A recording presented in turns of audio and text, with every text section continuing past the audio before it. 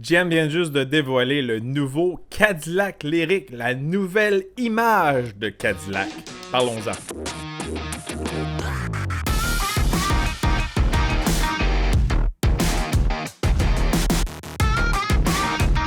Bon, ce soir, dévoilement en ligne de la nouvelle Cadillac Lyriq, une voiture 100% électrique, un EV, un EV comme ils disent en anglais.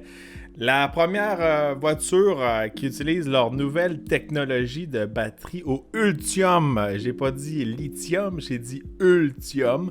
C'est vraiment leur nouvelle batterie développée avec les gens de chez LG. Vraiment un partenariat du côté de chez GM qui les met dans une position assez avantageuse comparée de la compétition.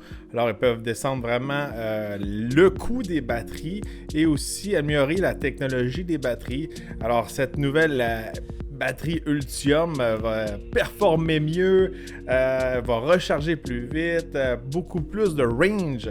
Le véhicule en particulier, le Cadillac Lyriq, c'est un nouveau VUS, je pourrais dire, coupé. Un peu à la X6, un peu un BMW X6, un peu le derrière un peu coupé, là, vraiment, ils l'ont choppé en arrière. Véhicule qui paraît très bien, véhicule qui est prévu pour être sorti en 2023. Alors, c'est vraiment le futur chez GM. Ce soir, c'était vraiment un événement Cadillac, mais les gens chez GM n'ont pas beaucoup parlé du futur de cette plateforme-là. Moi, j'ai une bonne idée de qu'est-ce qu'ils vont faire avec ça. Une plateforme électrique, c'est très versatile. On est capable de faire plusieurs trucs. Alors, ce soir, à cause du COVID, bien sûr, on était vraiment en ligne. On n'est plus invité à ces événements-là. Alors, il faut les regarder sur notre ordinateur. Mais si vous étiez intéressé, c'était pas juste réservé aux médias. Tout le monde pouvait voir vraiment qu'est-ce qui se passait de ce côté-là. Fait que c'était très intéressant. L'équipe de chez Cadillac USA était là. Ils ont fait un petit Q&A, comme qu'ils appellent en anglais. Vous pouvez leur poser des questions. Moi, j'ai envoyé une question. Ils m'ont pas répondu, bien sûr. J'ai demandé si la plateforme allait être applicable sur d'autres véhicules comme le nouveau Hummer Heavy. D'après moi, la nouvelle plateforme elle va s'appliquer à plusieurs modèles. Puis un peu, c'est ça qu'il disait durant le dévoilement, c'est que la nouvelle plateforme, elle peut s'adapter à plusieurs véhicules. Ça peut être un auto, un crossover, un VUS, ça peut être aussi un camion. C'est très versatile de ce côté-là. C'est juste une question vraiment de longueur de véhicule. C'est sûr et certain que si on a tant de batterie à un moment donné, le véhicule est un petit peu plus long. Mais très intéressant de ce côté-là. Fait que si on parle un peu de la Lyriq, qu'est-ce que j'ai vu pendant le dévoilement de ce soir, il pouvait avoir des modèles avec un ou deux moteurs électriques, alors un à l'avant, un à l'arrière. Alors, c'est quand on a deux modèles électriques de ce côté-là, c'est sûr certain, plus de puissance, on peut aussi avoir une traction intégrale. Mais qu'est-ce qui était bon à retenir, c'était vraiment de regarder que du côté d'un modèle électrique, on peut vraiment jouer avec le véhicule, on peut le personnaliser. Si vous suivez mes vidéos, souvent sur ma chaîne YouTube, on peut remarquer que souvent je vais jouer avec des véhicules de performance, qu'on a plusieurs modes de conduite, qu'on peut vraiment régler le véhicule un peu comme qu'on veut. Fait que des fois, mode économique, mode sport, mode de course, etc. Mode de remorquage. Fait que là, quand on tombe dans un modèle électrique, on vient vraiment crinquer ça à un autre niveau. Puis on peut vraiment aller pousser les limites de la personnalisation du véhicule. Alors, si on veut vraiment appliquer la puissance à l'arrière, la puissance à l'avant, ou vraiment appliquer la puissance à une roue en particulier, on peut le faire avec un véhicule électrique. Alors, dans les courbes, on peut vraiment venir appliquer la puissance vraiment à une roue, puis avoir du torque d'un véhicule électrique. Fait que c'est très intéressant de ce côté-là. Puis moi, je sais vraiment qu'avec les véhicules électriques, ça va être poussé à un autre niveau. Fait que ça va être un petit peu style jeu vidéo, mais ça va être quand même très intéressant. Alors, c'est environ 300 à 1000 de range qui annonce pour la nouvelle Lyriq. C'est environ 482-485 km vraiment d'autonomie de ce côté-là. C'est intéressant à regarder. Je pense que quand on est proche du 500, là, on commence à parler un petit peu plus. Regardez le lancement de la Lyriq, encore une fois, comme je l'ai dit au début, c'est vraiment la nouvelle image de Cadillac. Ça fait un petit bout de temps aussi, j'en parle aussi dans mes essais routiers. On peut remarquer aujourd'hui, puis même depuis l'année passée, sur beaucoup de modèles Cadillac, il y a vraiment des badges à l'arrière du véhicule qui sont un chiffre en Newton meters. Fait que c'est un petit peu pour indiquer le torque du véhicule. Puis c'est pas extrêmement précis, mais c'est un petit peu pour nous habituer à un peu la façon qu'ils vont faire dans le futur pour nous indiquer la puissance des moteurs électriques. Fait que Cadillac, vraiment, de ce côté-là, le futur est électrique, on peut dire. Ils disent que vraiment, de ce côté-là, ils vont avoir toute leur gamme électrique, puis c'est leur but d'être 100% électrique, puis être un peu les leaders dans le luxe des véhicules électriques. Fait qu'on s'est fait montrer le véhicule qui a l'air assez futuriste, selon moi. Ils disent que c'est un vrai véhicule. Le look extérieur est assez cool. Je pourrais dire toutes les lumières qui allument, ces choses-là. Quand on s'approche du véhicule, il y a une espèce de jeu de lumière qui joue. Puis là, comme du langage corporate, comme j'appelle. Ils disent « Ah là, ça donne des émotions quand tu t'approches de ton véhicule. » Ça, je suis un petit peu moins sûr, mais regardez, je trouve ça assez cool. Ils disent vraiment qu'ils ont eu du fun à faire le design de ce nouveau véhicule-là, à cause que vraiment là, ils sont partis de zéro, ils sont pas pognés avec une plateforme et un moteur, puis être obligés aussi d'avoir certains aspects aussi pour faire rentrer l'air, puis avoir assez d'espace pour un moteur à combustion. Ils disent que c'est beaucoup plus facile de faire un design assez cool pour le Lyriq. Fait que de ce côté-là, un autre plus pour les véhicules électriques. Qu'est-ce que j'ai remarqué aussi, c'est qu'ils disent que les performances vont être assez incroyables, même si c'est un VUS. Ils disent que vraiment la distribution du poids est 50-50, puis avec qu'est-ce qu'ils peuvent faire avec les moteurs, les batteries, puis toute la technologie, ils peuvent vraiment faire un VUS qui va vraiment performer. De ce côté-là. Regardez, beaucoup de technologie en dedans de ça. Je regarde mes petites notes ici parce que je viens juste de regarder le lancement. On peut recharger le Lyriq vraiment sur les 3 niveaux de recharge, 1, 2, 3. Fait que 1 qui est une plug normale chez vous, niveau 2 avec un chargeur qui est plugué comme sur du 240. Puis niveau 3 c'est un niveau DC. Fait que ça c'était vraiment un fast charge qu'ils appellent en anglais, que là on va venir recharger le véhicule rapidement en 30 minutes. Ils n'ont pas trop donné de temps exact, comment que ça va prendre de temps à recharger le Lyriq. Ils nous ont pas donné de figure côté puissance. Moi, je pense que ça va ressembler beaucoup au Hummer EV. Mais bon, regardez, ça, c'est mes prédictions à moi.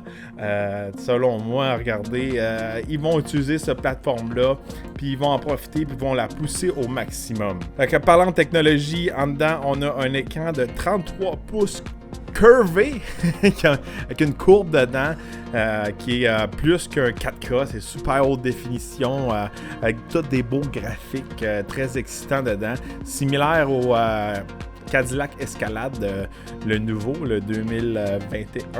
Je suis tout mélangé parce que à cette heure avec le COVID, ils ont tout repoussé puis ils ont changé les dates. Fait que je me mélange un peu. Il va être disponible avec le Super Cruise 3e génération. Fait que ça, c'est un super Cruise. Fait que de ce côté-là, bientôt, regardez, ça va être des véhicules qui vont être presque autonomes. Là, surtout quand on tombe dans ces modèles assez futuristes-là, on peut s'attendre que le véhicule va être vraiment de plus en plus autonome. Puis avec le Super Cruise disponible, regardez, je m'attends que ça va super cruiser. Mais j'ai vu des véhicules, moi, quand je suis allé chez GM avant Noël, j'ai eu un petit meeting avec eux autres, puis j'ai vu des véhicules autonomes qui roulaient dans le coin de San Francisco. C'était des Bolt EV. Puis vraiment, il était dans la ville, puis il n'y avait pas de chauffeur. Puis là, il y avait un piéton qui se jetait quasiment devant l'auto. L'auto arrêtait. L'auto arrivait pour partir. La personne s'est tournée, puis encore resté là. T'sais.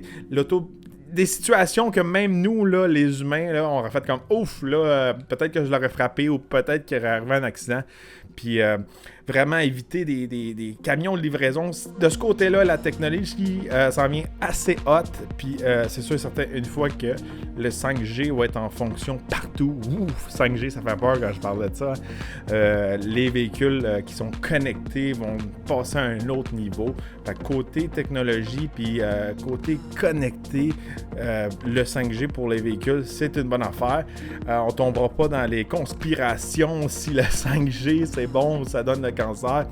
Regardez, moi je suis pas là pour ça, moi je suis dans les autos. Fait que regardez, en gros, c'est un véhicule qui vient vraiment remonter la barre chez Cadillac, faire un statement, un peu dire, regardez, on est dans la game, on a une batterie spéciale, on va réduire le prix des batteries, on va aussi, ça qu'ils disaient les gens chez GM, là, même si c'était un lancement Cadillac, ils disent on va donner les batteries un peu, rendre les véhicules électriques plus accessibles à monsieur tout le monde.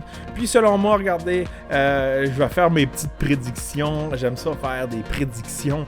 De ce côté-là, je pense que chez GM, ils vont vraiment utiliser cette plateforme-là à plusieurs effets. D'après moi, c'est environ les mêmes dimensions que le nouveau Hummer Heavy. D'après moi aussi, cette plateforme-là est capable de vraiment peut-être être adaptée à un escalade. Qui sait, c'est des prédictions. J'ai aucune information confirmée de ce côté-là. Mais regardez, c'est vraiment mon nouveau format. Je vous amène des nouvelles qui sont quick un peu, faites vite ici dans mon bureau chez Torque Media. Puis je veux vous apporter vraiment des nouvelles, puis un peu mon avis, puis mes prédictions. Dites-moi si vous pensez que mes prédictions sont exactes. Puis je vais essayer de vous donner de plus en plus de prédictions. Mais regardez, quand je parle de prédictions, personne ne me confirme de ce côté-là. J'ai pas quelqu'un de chez GM ou quelqu'un d'une autre compagnie qui m'a confirmé tout ça. C'est juste moi qui fais 1 + 1 égale, ça va faire ça. J'ai passé beaucoup de temps dans l'industrie, puis j'ai passé beaucoup de temps aussi dans le monde corporatif. Fait qu'un peu, des fois, je comprends qu'est-ce qui se passe behind the scene. Alors, regardez, dites-moi si vous avez aimé ce nouveau format, un peu des nouvelles automobiles. Abonnez-vous à ma chaîne, likez, partagez la vidéo. On se revoit dans un autre épisode de nouvelles. C'est nouveau. Ce soir, GMC a dévoilé le nouveau Hummer EV complètement électrique. Parlons-en.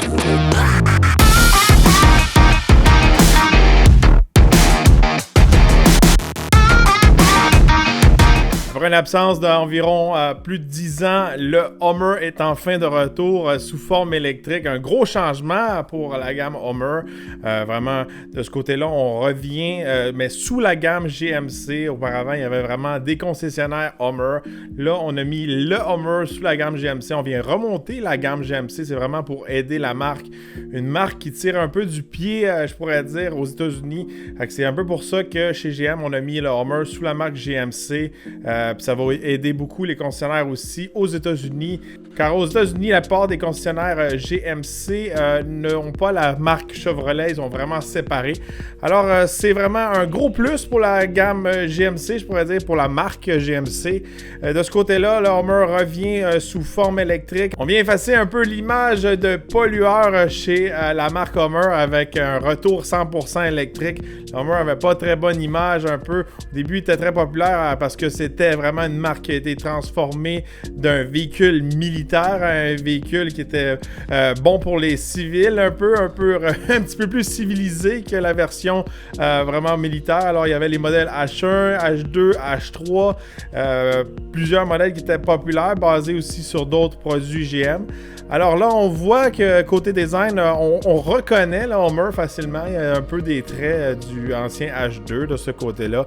Alors, on est fidèle à la marque, je pourrais dire. Un beau camion, on voit qu'il est fait pour le tout-terrain et aussi vraiment pour l'aventure. D'abord, si on regarde aussi le look, c'est une version pick-up. Si la rumeur dit vrai, on va avoir aussi une version qui va être vraiment fermée, un petit peu comme un Yukon, je pourrais dire. Alors ça va venir plus tard sûrement.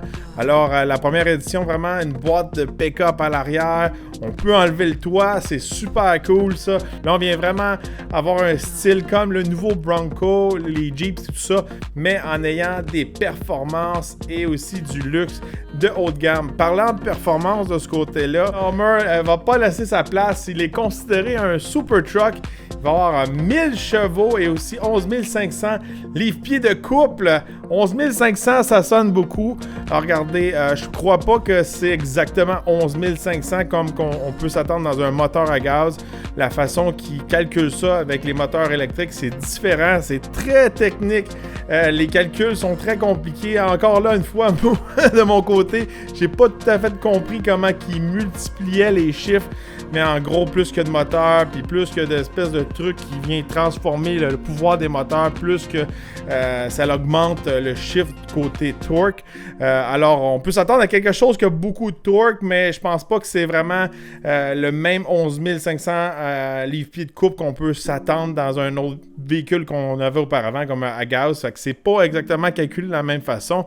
Un jour, on va essayer de trouver le calcul exact pour essayer d'avoir une conversion dans les chiffres qu'on comprend un petit peu plus. Alors, un véhicule extrêmement performant, on peut s'attendre à un 0-100 dans les 3 secondes, environ 3 secondes, ils disent.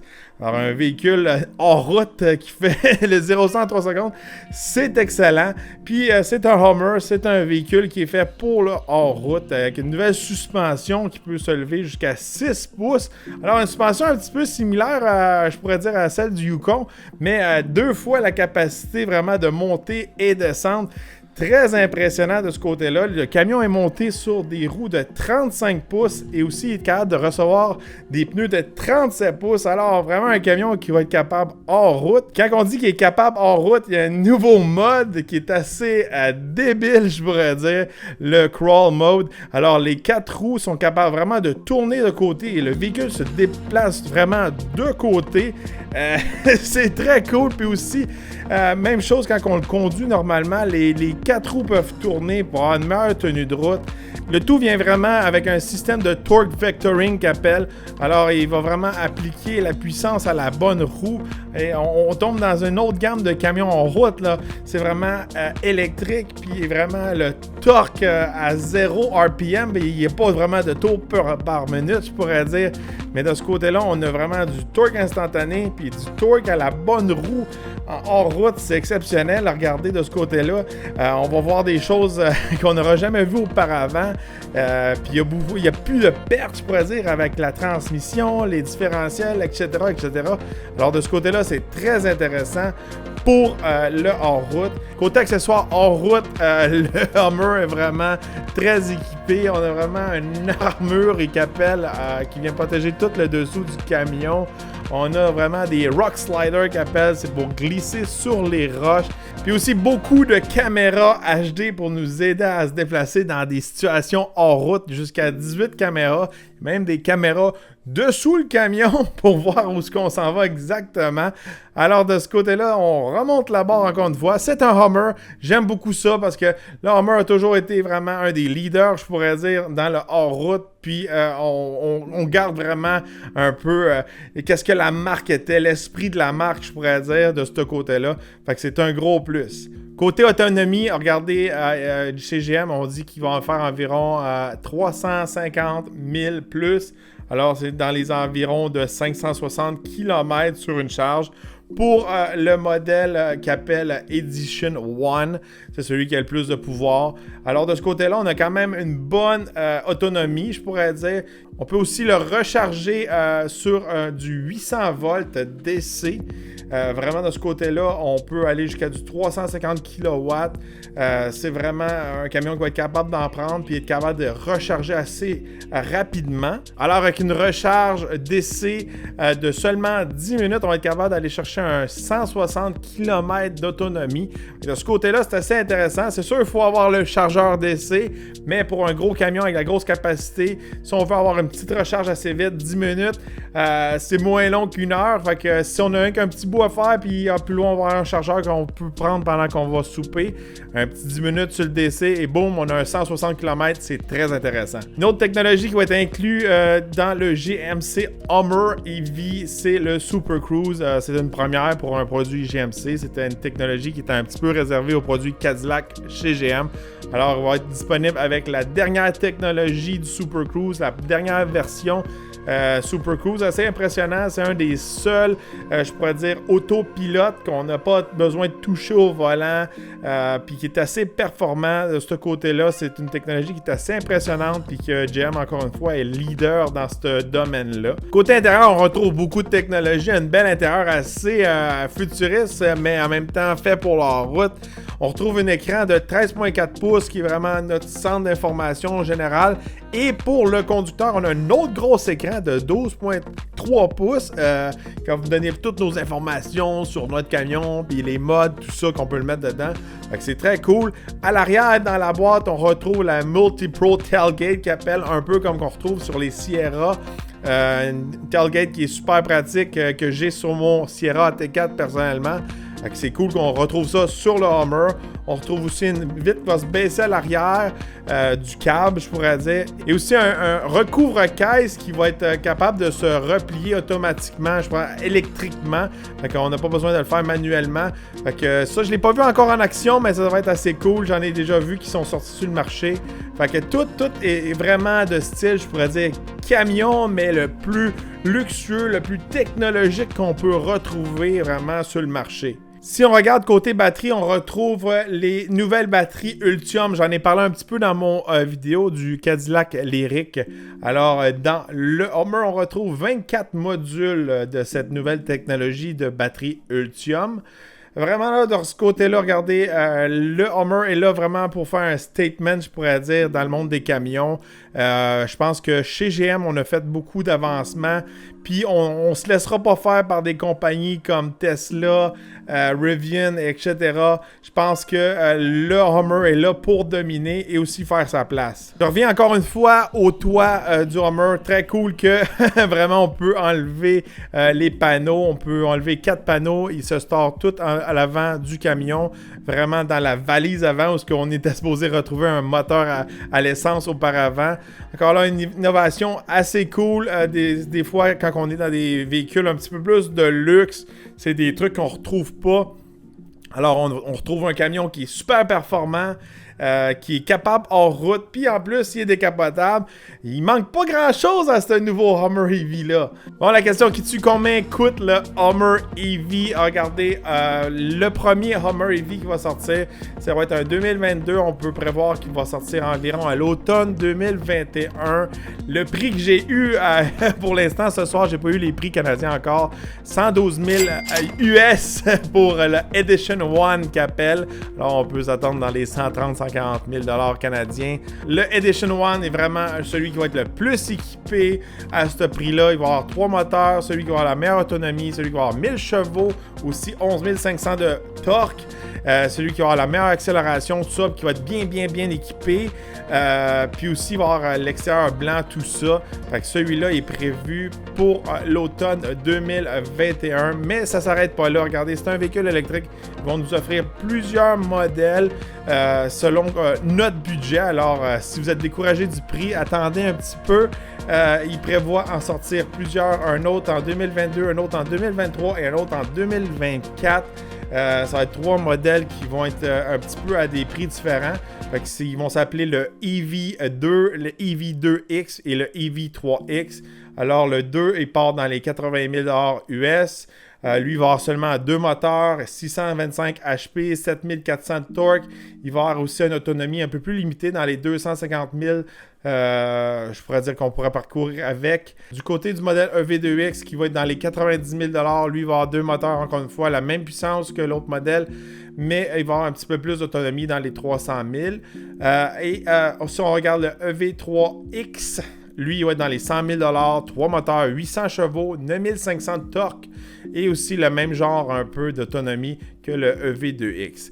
Alors, c'était intéressant de ce côté-là. Plusieurs modèles, un petit peu pour tous les budgets. Alors, de 80 000 à 112 000 US.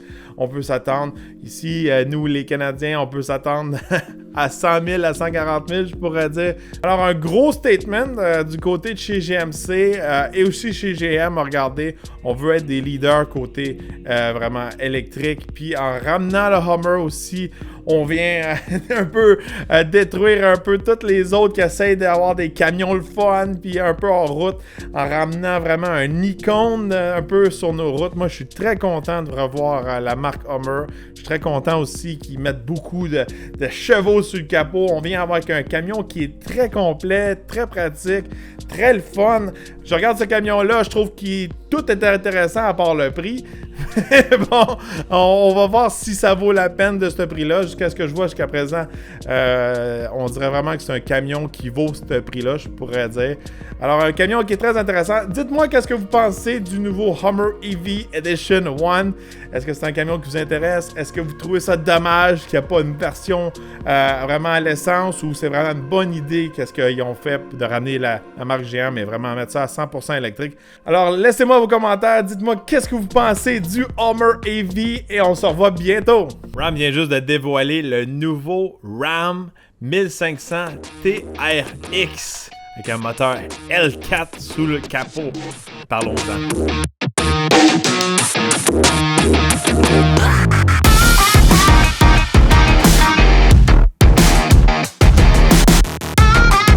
Bienvenue sur la chaîne de Torque Army. Cet épisode est aussi disponible en version podcast. Alors, si vous êtes sur la route ou vous êtes au travail, elle sera disponible aussi sur le Torque Podcast français.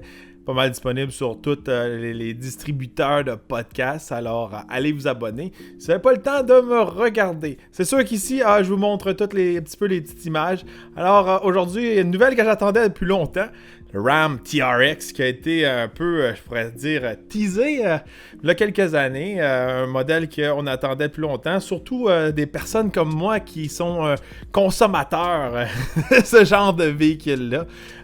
Si vous ne le saviez pas, j'étais auparavant propriétaire d'un Raptor première génération avec le 6.2 dedans.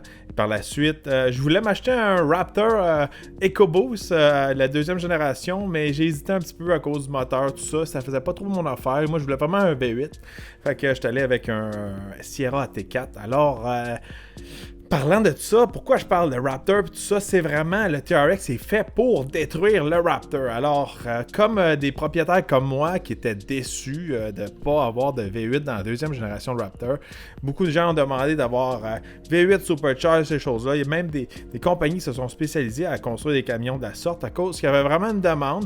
Du côté de chez Ford, c'était vraiment vendre leur salade côté EcoBoost. Là. Alors, tout ce qui était cool, ils mettaient un EcoBoost dedans, Raptor, Ford GT, etc. Même je suis surpris qu'ils n'en ont pas mis une dans la Shelby GT500. Un gros push côté marketing. Mais là, le TRX est là pour détruire le Raptor. Fait que parlons-en. Sous le capot, on retrouve un V8 6.2 litres Supercharge de 702 chevaux et 650 livres-pieds de couple. J'ai bien dit 702, je ne m'ai pas trompé, c'est pas 707. Je sais pas exactement pourquoi il n'est pas 707, mais ils ont fait une couple de modifications sur côté moteur pour le TRX. Fait que c'est le pick-up le plus puissant jamais produit. Côté en dessous du capot, on a fait plusieurs changements pour le moteur quand même L4. C'est pas le même moteur qu'on va retrouver en dessous d'un Challenger, similaire, mais quand même, il y a une couple de choses qui ont été modifiées. Premièrement, la panne à huile, c'est une Deep Soap Oil qui appelle ça panne. Ça, c'est vraiment est plus profonde, il y a plus d'huile. Fait que quand le moteur est un peu comme sur le côté, ces choses-là, il manque pas d'huile. On voit souvent ça dans les camions de course ou les voitures de course. Fait que de ce côté-là, il est vraiment fait pour l'abus côté huile, tout ça. L'alternateur est placé un peu plus haut sur le TRX aussi. C'est vraiment pour aller plus profond dans l'eau. Parlons de profondeur d'aller dans l'eau. Le TRX peut aller jusqu'à 32 pouces de profond dans l'eau. C'est assez impressionnant. Puis aussi, le TRX a deux filtres à l'air de 8 par 12 pouces. Fait que beaucoup d'air qui rentre dans ce moteur-là pour vraiment nourrir le Supercharger. Fait qu'avec ces gros filtres à air-là, les plus gros qui ont jamais existé, qui disent qu'ils ont jamais fait en dessous de ça, que l'air est plus froid, l'air est plus propre. Puis aussi, elle rentre par deux deux endroits pour vraiment nourrir le moteur. Par la grille qui est un peu inspirée des modèles Rebelle, mais le logo RAM est vraiment, il est pas plein, l'air passe à travers. Fait que vous avez beaucoup d'air qui passe là. Puis aussi le hood d'un Ram Air qui appelle, il y a vraiment un hood gonflé, je pourrais dire, le capot est gonflé. Fait que vous avez deux entrées d'air qui viennent vraiment nourrir le moteur en air. Fait que côté design, regardez, le camion est vraiment un petit peu changé, inspiré entre un Rebelle et un Power Wagon. Moi, je trouve qu'il paraît très bien. J'aime les ailes gonflées sur les côtés. L'air passe à travers des ailes en avant. Les ailes sont gonflées à l'arrière. Parlant de gonflage d'ailes, le camion est 8 pouces plus large qu'un modèle Rebelle traditionnel. Alors, vous allez remarquer aussi, il y a des petites lumières aussi sur les côtés de chaque coin du camion. Il y en a 3 qui sont dans le Ram Air puis 3 à l'arrière. Il y en a plusieurs d'entre vous allez dire « Ah ouais, c'est un petit peu copié sur le Raptor ». En fait, c'est côté légal. C'est des marker lights qu'ils appellent en anglais. Puis, tous les véhicules qui sont oversize, qu'ils appellent, là, qui sont un petit peu plus gros que la normale, sont obligés d'avoir des lumières comme ça, pareil comme sur un gros camion qui tire des 53 pieds. Fait que quand le véhicule est plus large que la normale, ils sont obligés de mettre des petites lumières jaunes. Puis aussi, au lieu de capot, ces choses-là, les lumières pour indiquer qu'ils sont plus hauts. Fait que c'est côté légal, c'est pas juste copié sur le Raptor. Fait que si on continue côté design, vous avez le choix de 2 roues aussi. Vous avez plusieurs couleurs, 6 couleurs. Dans les roues, vous pouvez avoir aussi des modèles Beadlock qui viennent vraiment vous donner du plus de mordant quand vous voulez vraiment dégonfler les pneus, ces choses-là, en situation hors route. À l'arrière du véhicule, on retrouve des sorties d'échappement de 5 pouces qui viennent donner vraiment du style pour qu'on entende le son du V8, qu'il y a beaucoup de gens qui disaient que le Raptor, il sonnait pas bien avec le EcoBoost. Fait que là, on a vraiment un exhaust qui est quand même un petit peu free flow qu'on appelle. Puis on peut entendre vraiment le son du TRX. Je vais vous faire un petit extrait du son du TRX.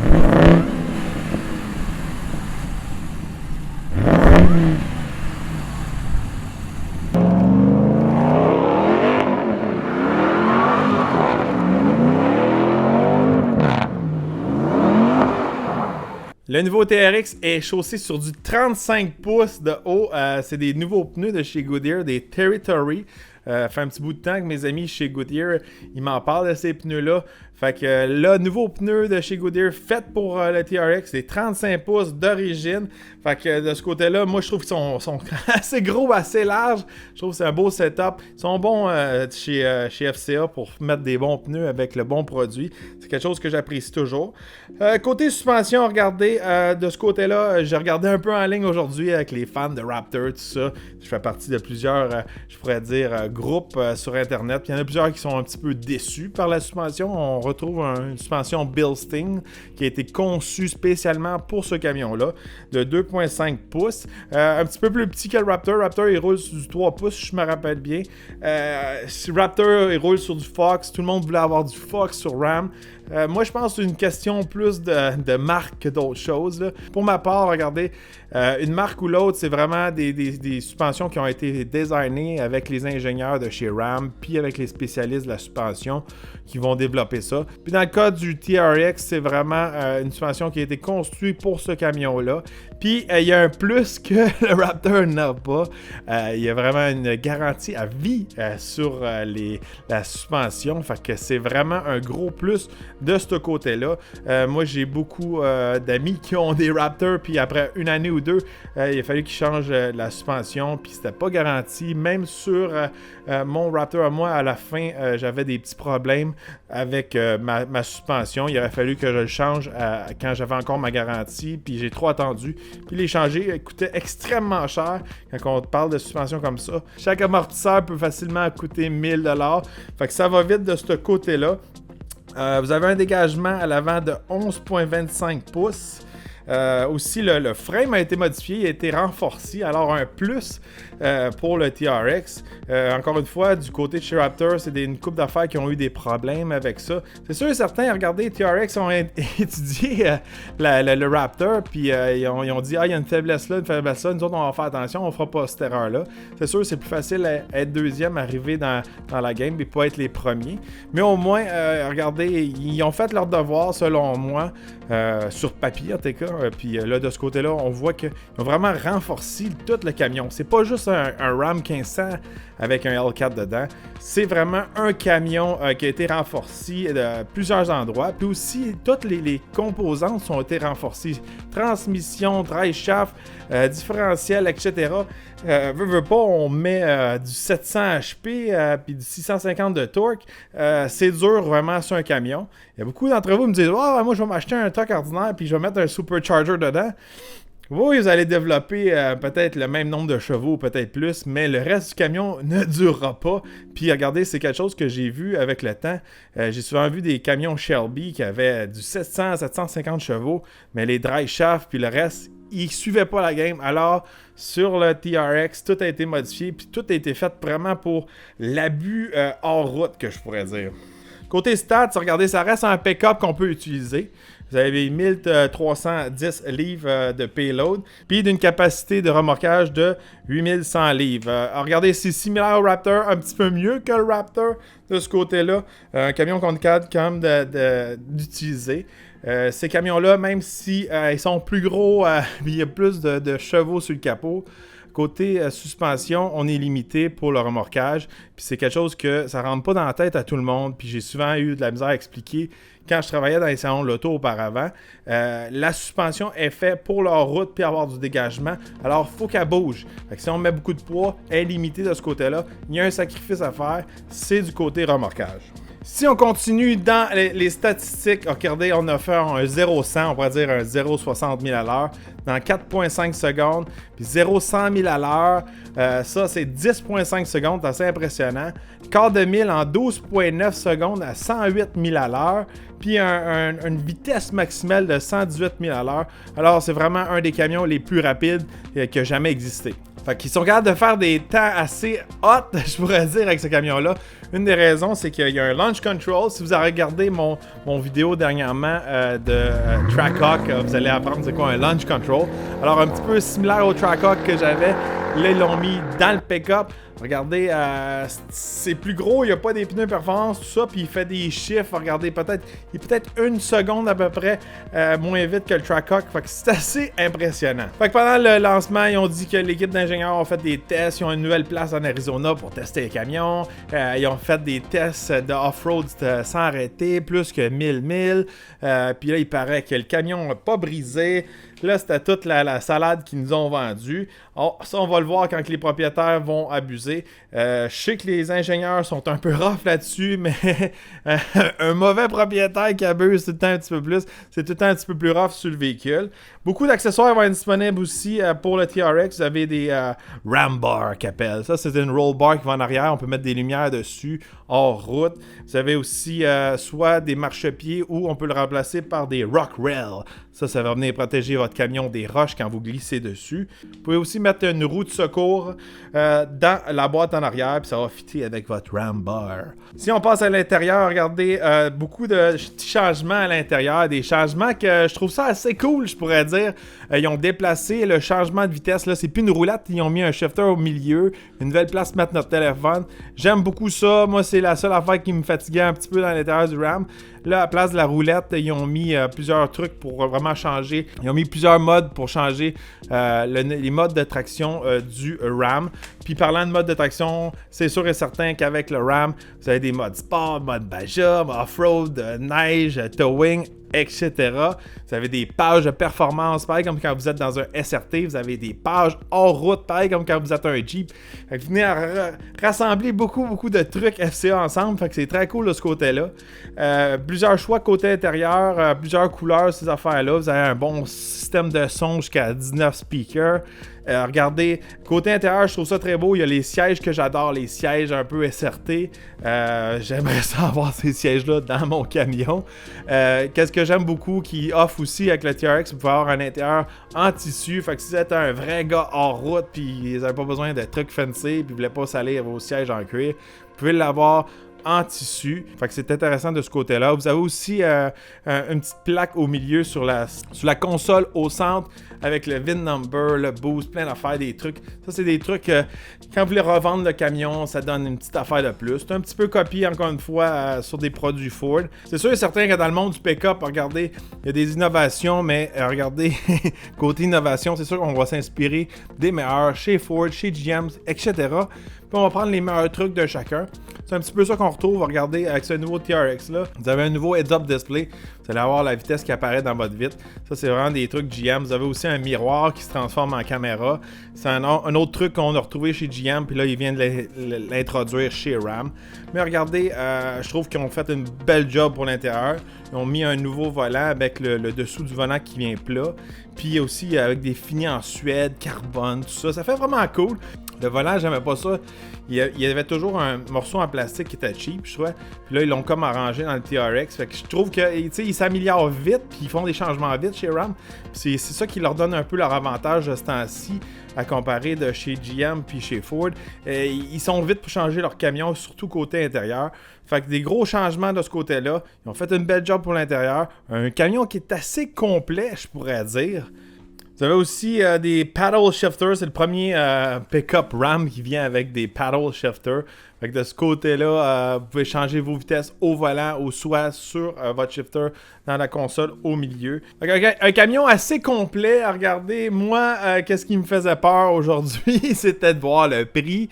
Le prix n'est pas qu'est-ce que j'avais entendu comme rumeur. Au début, il disait qu'il allait vraiment matcher le prix du Raptor.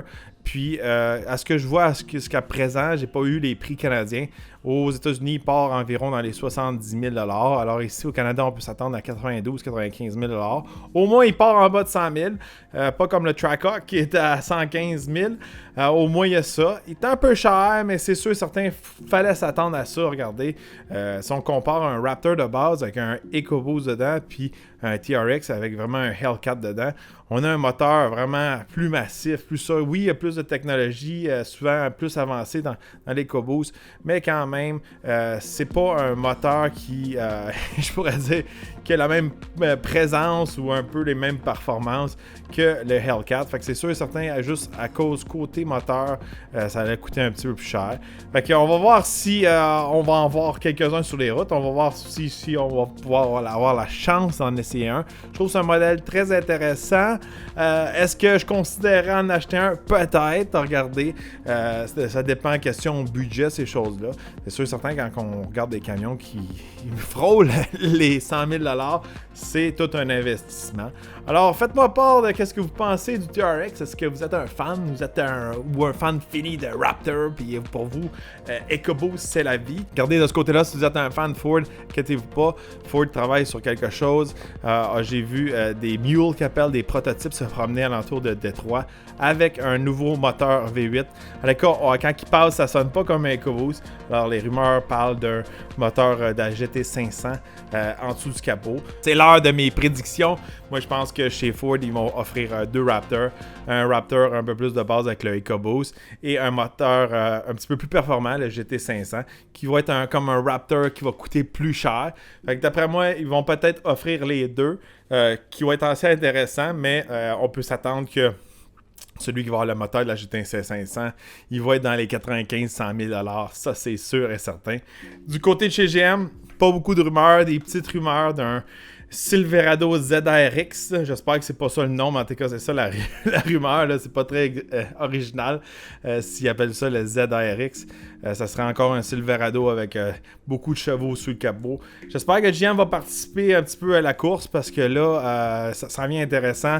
Puis c'est le fun quand il y a un camion que ça fait des années de temps. Regardez, là, le Raptor, ça faisait plus que 10 ans qu'il était tout seul dans sa catégorie. Fait que là, le TRX vient l'achaler. Ça serait le fun que GM mette un peu leur sauce là-dedans. Faites-moi part de vos commentaires. Est-ce que vous aimez ça, le nouveau TRX, ou c'est juste une folerie de chez Ram? Faites-moi part de vos commentaires. Alors, on se retrouve dans un prochain épisode, prochain podcast, prochain essai routier. N'oubliez pas de vous abonner à la page et on se revoit dans un autre épisode. Ford vient de dévoiler leur 3e génération de Ford F-150 Raptor. Parlons-en.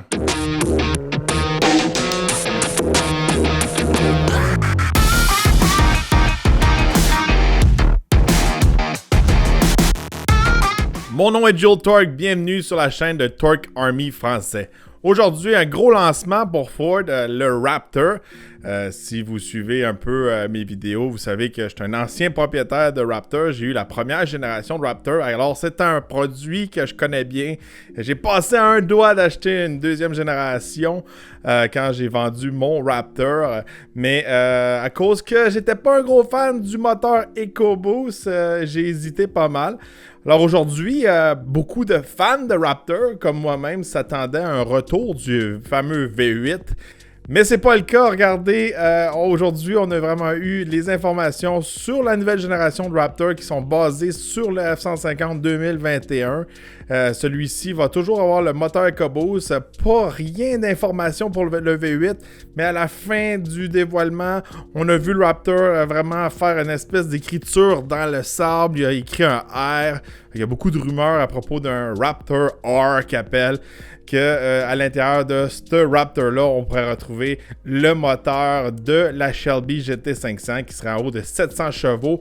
Rien n'est confirmé de ce côté-là. Alors, on va aller en profondeur sur cette troisième génération de Raptor. Qu'est-ce qui a fait de si spécial? C'est quoi les améliorations que Ford ont amenées pour cette troisième génération? Puis, il y en a plusieurs. Ils sont techniques, sont plus du côté vraiment hors route que la puissance. Premièrement, encore une fois, Ford ont gardé le moteur EcoBoost High Output. Celui-ci n'a pas encore donné de chiffres, je pourrais dire. On n'a pas les chiffres officiels pour ce moteur-là, mais c'est la troisième génération du moteur EcoBoost High Output. Alors, si vous ne savez pas c'est quoi un EcoBoost High Output, c'est une version un petit peu plus performance du moteur EcoBoost. C'est des moteurs qu'on retrouve toujours dans le Raptor deuxième génération ou dans les Lincoln Navigator. Alors, c'est un moteur qui est un petit peu plus poussé, je pourrais dire, sans aller dans des choses un peu trop techniques, mais il y a double injection et tout ça. Et aussi, Ford, avec la troisième génération, on dit qu'elle a amélioré aussi les émissions de ce camion-là. Fait que, en gros, pour l'instant, même moteur, d'après moi, peut-être que au lieu d'avoir 450 chevaux, il va être proche de 500. C'est ma prédiction de ce côté-là. Alors, beaucoup de gens sont déçus parce qu'ils attendaient vraiment le V8. Mais Ford, de ce côté-là, ont fait des améliorations que les fans de hors-route attendaient depuis longtemps. Bon, à mon avis, la plus grosse amélioration qui a été apportée à cette génération de Raptor, c'est vraiment la suspension à l'arrière. Elle a été redessinée de A à Z. Maintenant, on n'a plus les leaf springs qu'on appelle à l'arrière. On n'a plus vraiment des lames. Maintenant, on a un système qui appelle le 5-link rear suspension. Pas trop sûr comment ça s'appelle en français, mais en fait, regardez, on a vraiment des bras qui viennent remplacer les lames. Alors, quand on fait du hors-route, ça absorbe mieux les bas, ça absorbe mieux quand que les roues lèvent dans les airs. C'est plus solide, ça rebondit moins.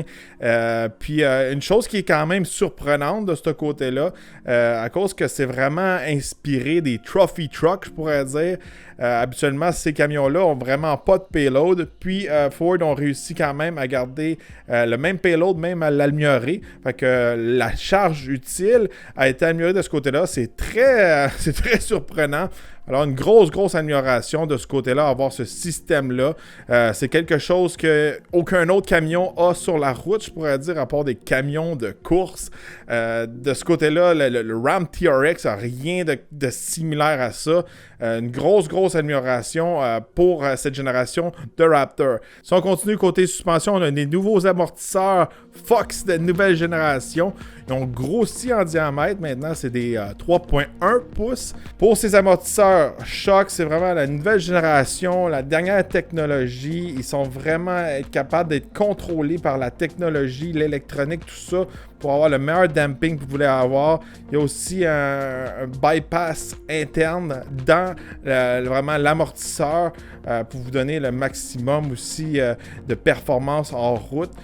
Toutes ces fonctions-là sont très pratiques quand que, vous faites du hors-route à haute vitesse. Alors, quand que votre amortisseur prend des coups à répétition, ça l'aide à l'amortisseur de ne pas surchauffer, puis de briser, puis de jammer, je pourrais dire. Fait que c'est vraiment fait pour le Baja, pour faire du hors-route de haute vitesse. Bon, maintenant, si on passe au style du camion, regardez, un très beau camion. Il est digne vraiment des Raptor. On le reconnaît facilement. Le devant n'a pas été trop défait. Je pourrais dire il ressemble autant à une première génération qu'une deuxième génération. Même, je trouve qu'il ressemble un petit peu plus à la première génération. Comme qu'on peut voir dans la vidéo, ils sont revenus avec l'espèce de orange qu'il y avait au tout début en 2010. Une couleur qui a fait un peu sa marque. Puis là, il la ramène, je pourrais dire. Le camion a toujours cette grille distinctive Raptor à l'avant, vraiment Ford, en gros lettrage, même chose en arrière. On peut voir aussi qu'il y a des marker lights qu'on appelle, des lumières, je pourrais dire, quand vous avez un camion surdimensionné, vous allez avoir des lumières comme ça. Alors maintenant, ils sont intégrés dans les ailes. Beaucoup de petits détails. Une chose qui me surprend beaucoup, maintenant, le camion vient avec des 35 pouces et vous pouvez avoir aussi en option des 37 pouces. C'est du gros pneu. Regardez, moi sur mon camion, j'ai du 35 pouces. C'est des gros pneus. 37 pouces en option.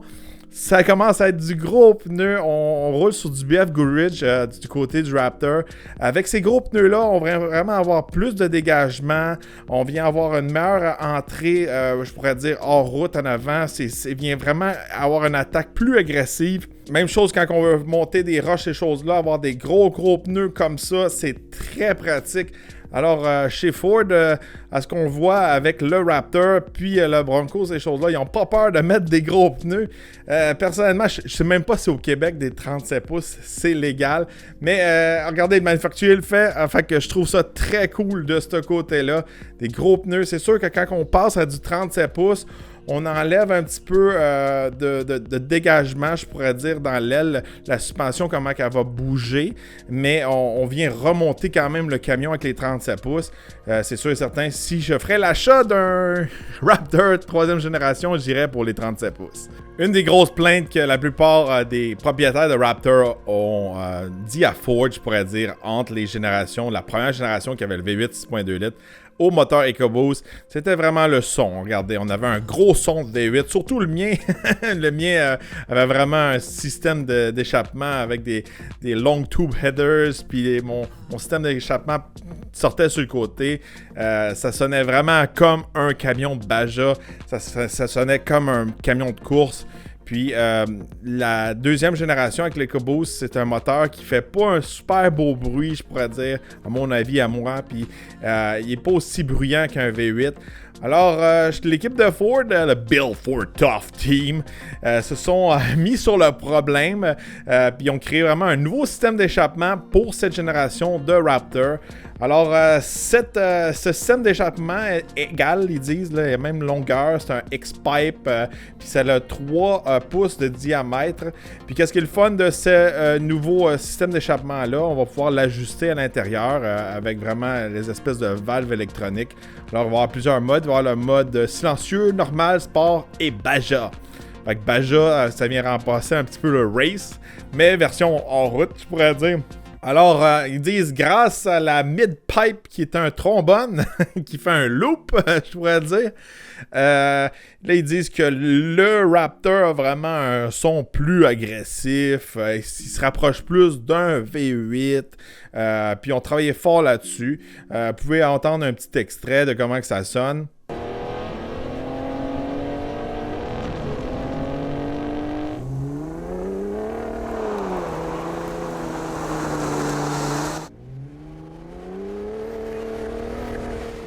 Alors, c'est le fun qu'ils mettent un système d'échappement comme ça sur le Raptor.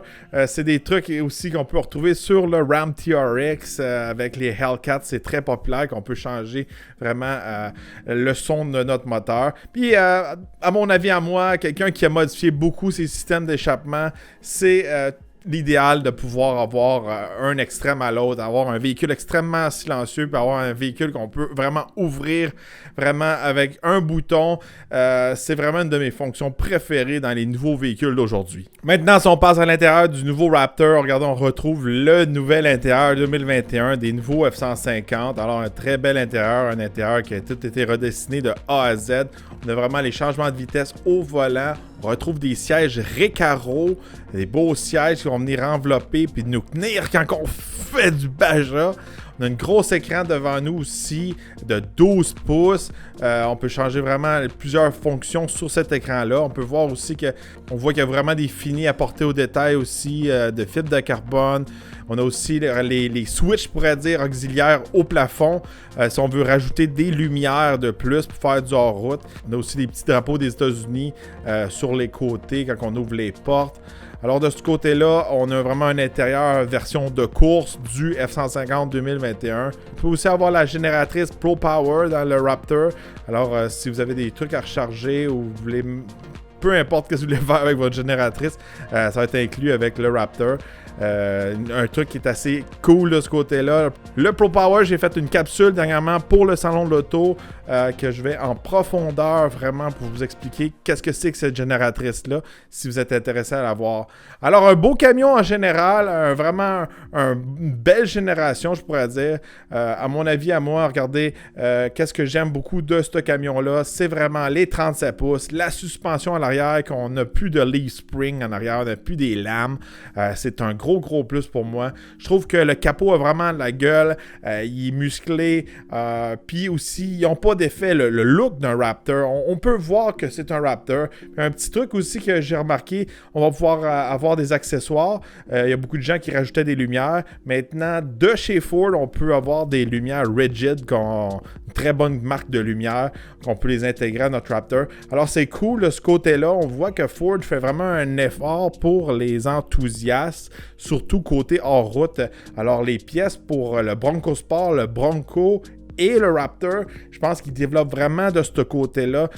Côté accessoires, on va pouvoir avoir beaucoup de choix directement au manufacturier, directement au concessionnaire.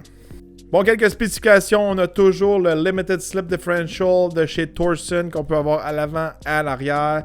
On a aussi amélioré les capacités de remorquage de 200 livres. Alors, on peut tirer jusqu'à 8200 livres. Et malheureusement, le nouveau Raptor est disponible seulement en version Crew Cab.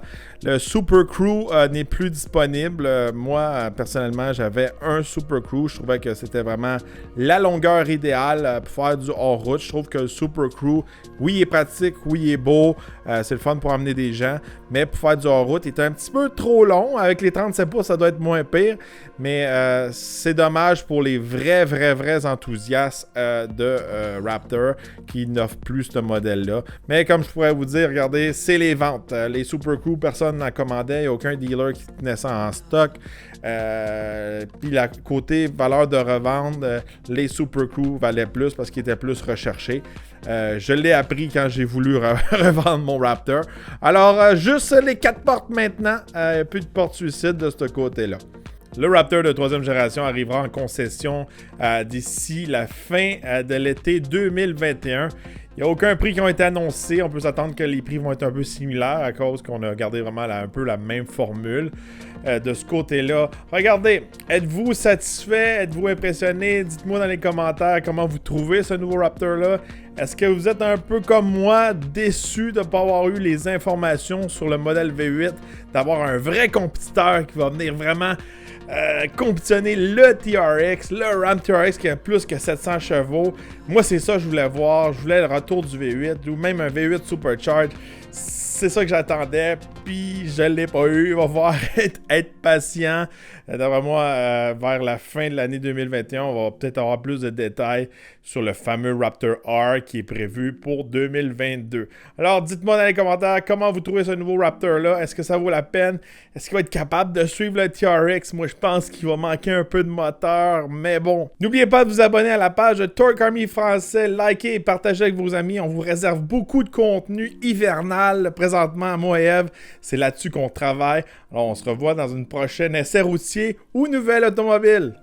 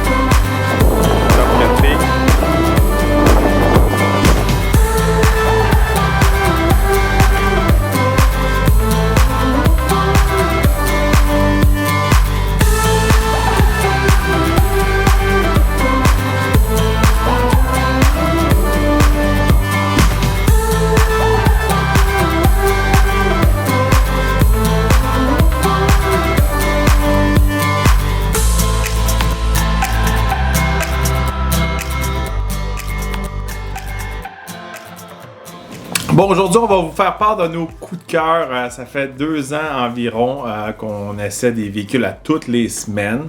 À part dernièrement, à cause qu'on est en quarantaine, on a arrêté de faire des essais routiers. Depuis environ 2 mois. Puis on va vraiment se fier sur nos essais parce qu'on est une petite équipe et on n'a pas pu essayer tous les véhicules. Fait que nos opinions sont vraiment basées à 100% sur nos essais. C'est sûr certain qu'on aimerait ça pouvoir essayer tous les véhicules dans chaque catégorie. Mais encore une fois, malheureusement, on a juste 52 semaines à l'année. Alors, c'est sûr et certain que même là, on n'essaye même pas encore 52 véhicules par année. On aimerait ça, mais on est juste une équipe de 2. Fait qu'on est quand même limité pour essayer nos véhicules. Puis il y a certains semaines, on voyage aussi. Fait que pendant les voyages, des fois, on a fait un essai, mais on va essayer un nouveau véhicule. Fait que des fois, c'est basé sur pas mal. On va surtout parler des modèles 2019-2020, des 2 dernières années qu'on a essayé, autant pendant nos voyages que nos essais de routier à chaque semaine. C'est sûr et certain, quand on essaie des véhicules ici à la maison, dans notre quotidien, sur les chemins, tout ça, on est capable de faire un bon test parce que là, on peut vraiment mettre le véhicule à l'essai. Oui, puis dans la vraie vie, en situation réelle, en faisant des commissions avec les enfants, pas juste essayer sur une track, donc ça vient du cœur. C'est sûr, certains aussi, on a nos chemins qui sont un petit peu plus en mauvaise condition ici au Québec.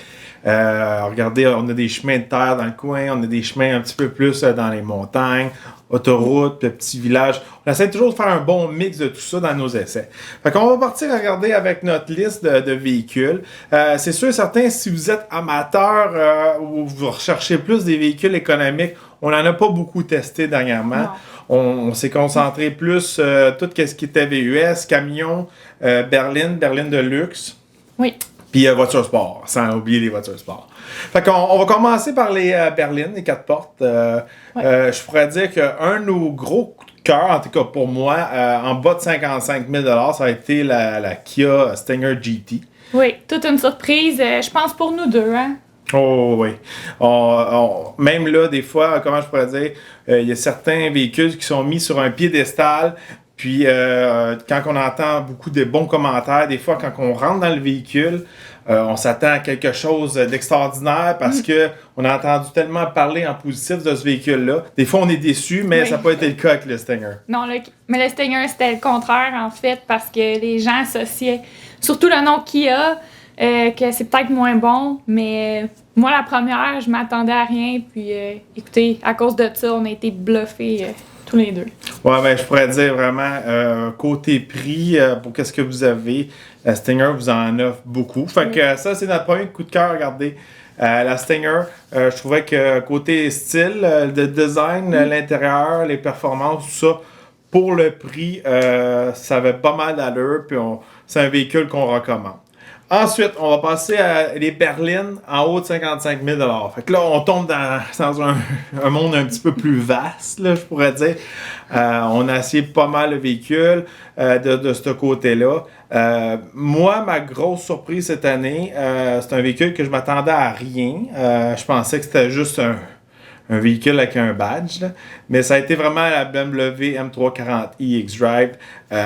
Les performances qui sortaient de ce véhicule-là, l'intérieur, tout ça, c'était... C'était assez impressionnant, puis c'était un combo parfait aussi, parce que comme je le dis, l'intérieur, écoutez, l'extérieur bleu marin, l'intérieur comme cognac un peu, là, c'était vraiment... Wow, là, à 100%. Oh oui, puis c'est le genre de véhicule que, disons, qu'est-ce qu'ils disent comme chiffre puis performance, là, on peut s'attendre à vraiment mieux. Oui. On a été capable de faire des 0-100 en bas de 4 secondes. Puis c'était un véhicule qui paraissait quand même, je pourrais dire, qui n'avait pas l'air comme une M3 ou une M5, ça n'a pas l'air d'une bombe, là. C'est quand même un véhicule qui était un petit peu plus discret. Fait que de ce côté-là, ça a été une très belle surprise, très bonne tenue de route. Oui. Puis même là, je pense que on a une petite courbe qu'on aime assez les véhicules. Puis je pense que la M340i, là, pas mal un des véhicules qui a pris la courbe la plus vite. Ouais. Puis ça collait en masse. Puis je pense même là, à regarder sur une courbe, que quand même, on n'est pas sur une piste de course, mais on est capable de pousser les limites dans cette courbe-là un peu pour savoir un peu comment que le véhicule réagit. Puis on voit que le véhicule était capable d'en prendre encore et encore, puis aller encore plus vite. Fait que de ce côté-là, il nous a très impressionnés. Mais avant de faire la vidéo, regardez, on faisait un petit meeting, savoir qu'est-ce qu'on allait dire comme coup de cœur. Puis c'est sûr et certain qu'on a essayé beaucoup de véhicules, puis surtout en haut de 55 000, ça devient assez vaste. Il y a des véhicules qui sont plus pratiques, puis il y en a d'autres qui sont plus performance. Puis toi, tu m'as dit qu'il y avait un véhicule que tu aimais plus qui était un petit peu plus pratique que la M340. Toi, Eve, tu m'as dit que tu avais beaucoup aimé le Volvo, tu vois, qui était pratique. Donc, le Volvo V60 Cross Country, écoutez, hatchback premièrement, avec les enfants et tout, très pratique. C'est un véhicule très performant. J'ai trouvé très sécuritaire, puis surprenamment, ils tiennent vraiment bien la route, là. Écoutez, on l'a essayé, je pense, un soir, il y avait une tempête, orage, là, avec les enfants et tout, puis on passait dans des nappes d'eau sur la route, puis jamais qu'il a bougé, là. Quand on conduit cross country, il est plus haut de taille, il est plus un petit peu plus tough. On sent un petit peu plus comme dans un VUS. Même là, je trouve qu'il est plus solide que certains VUS, la façon qu'il se conduit, puis qu'il porte, les grosses roues dessus. On a vraiment, vraiment aimé ça. Puis on a essayé beaucoup de Volvo cette année, mais je pense dans les autos, là, Cross Country, c'était notre préféré. Oui. Bon, maintenant, on passe à la catégorie camion. Ça, c'est vraiment, là, je sais qu'il y a beaucoup d'entre vous, là, il a choisi telle marque, non, il est vendu à cette marque-là. Puis, on va y aller à regarder avec notre avis à nous, selon nos expériences. C'est sûr et certain, à cause de la situation présentement, il y a beaucoup de camions qu'on était supposé essayer, puis on n'a pas eu la chance, mais ils étaient vraiment sur notre liste, puis malheureusement, ils ont été cancellés à cause de la crise. Fait que, on va y aller par grosseur. On peut dire les camions de moyenne taille qu'appelle. Fait que ça, c'est tout ce qui est Canyon, Colorado, Ranger, Gladiator, Frontier, etc. De ce côté-là, regardez, pour ma part, moi qui est un gars de truck, j'aime beaucoup les 1500 ou les 2500 en montant. Pour moi, ces petits camions-là, je suis un petit peu difficile avec eux autres. Souvent, je trouve qu'ils sont chers, puis souvent, je suis souvent déçu aussi. Mais on n'a pas, comment je pourrais dire, on n'a pas goûté vraiment à une nouvelle génération refaite de A à Z, côté petite camionnette. Je sais qu'ils s'en viennent dans le futur. Puis, pour ma part, de ce côté-là, ces camions-là représentent plus l'amusement que le travail. Fait que moi, je vois côté amusement, puis aussi côté génération en particulier. On a essayé tous les camions, là, regardez. De chez GM à chez Ford jusqu'à chez Jeep. Moi, mon préféré, c'était le Jeep Gladiator. C'est vraiment celui qui s'est démarqué aussi, je trouve, parce qu'écoutez, comme je le dis, les autres camions plus petits, ils n'ont pas nécessairement des meilleures performances, même avec l'économie d'essence et tout, là. T'sais, on va prendre un camion plus gros, il va être plus économique parfois. Fait que pour nous, c'est... Puis on sent plus le chemin souvent, fait que tant qu'à y aller plus petit...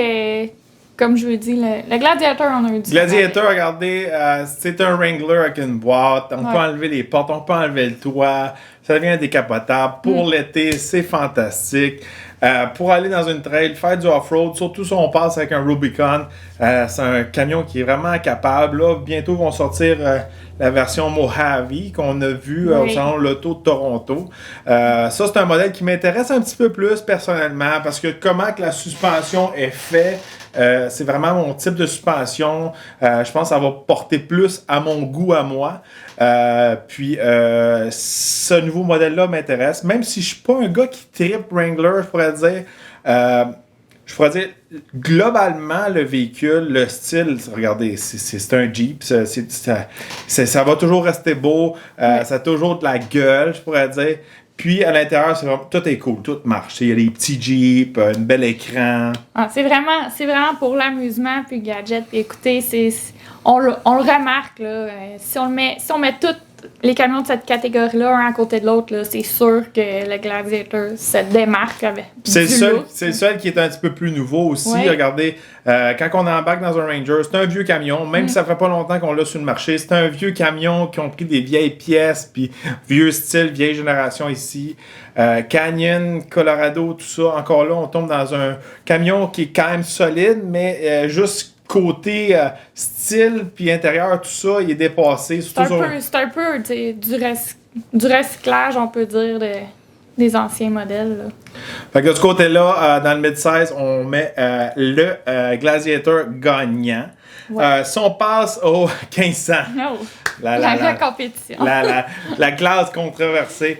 Regardez, de ce côté-là, il n'y aura pas de surprise. Regardez, on va y aller avec mon camion personnel. C'est celui que j'ai acheté. C'est pas pour rien que j'ai acheté ce camion-là. C'est parce que, selon moi, c'est mon coup de cœur, c'est mon préféré.